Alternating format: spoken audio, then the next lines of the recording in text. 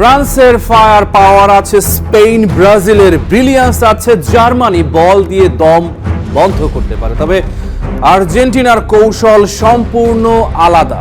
বিশ্ব চ্যাম্পিয়নরা মাঠ বন্ধ করে দেয়, চুপচাপ সার্কুলেট করে, একটা তীক্ষ্ণ মুহূর্তের অপেক্ষা করে, তারপর গোল করে আরো শক্ত হাতে নিয়ন্ত্রণ নেয়। একটা দল আছে এই বিশ্বকাপে যারা সবার মতো খেলে না, বাকি সবাই ব্লক এড়িয়ে যায়, আর্জেন্টিনা সেই ব্লকের ভেতরে ঢুকে যায় ইচ্ছে করে। এই বিশ্বকাপটা হচ্ছে মিড ব্লকের বিশ্বকাপ। আলজেরিয়া, জাপান, মরক্কো দলগুলো একটা কাজ করছে, 4-2-4 বা 4-4-2 শেপে মাঠের মাঝখানে বসে থাকছে, কম্প্যাক্ট, শক্ত, প্রতিটা লাইন একদম আঁটো। এই ব্লক ভাঙার জন্য বেশিরভাগ বড় দল কি করে?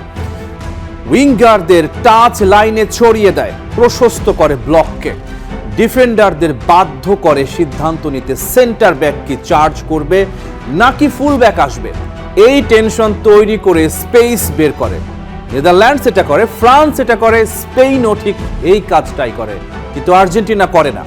আর্জেন্টিনা বিপরীত কাজ করে, তারা ব্লক ছড়ায় না, ব্লক সংকুচিত করে, ব্লককে টেনে নিয়ে আসে মাঝখানে, যত বেশি সম্ভব প্রতিপক্ষ খেলোয়াড়কে এক জায়গায় জড়ো করে, তারপর সেই ভিড়ের বাইরে মুক্ত খেলোয়াড় খুঁজে। এটা সহজ শোনায়, কিন্তু এক্সিকিউট করতে লাগে অসাধারণ টেকনিক্যাল দক্ষতা এবং অসম্ভব সাহস। আলজেরিয়ার বিপক্ষে রদ্রিগো দি পল একটা লাইন চেরা পাস দিলেন, মেসি 30 গজ দূর থেকে বল নিলেন, মার্কারকে কাঁধ দিয়ে সরালেন, বাঁ পায়ে একটা কার্ল করলেন, লুকা জিদান কিছু বোঝার আগেই বল জালে। কোনো 12 পাসের মুভ নয়, কোনো চাকচিক্য নয়, শুধু আর্জেন্টিনার পুরনো কৌশল। মেসিকে একটা পরিষ্কার পথ দাও, তারপর দেখো পুরো ডিফেন্স 3 সেকেন্ডে ভেঙে পড়ে।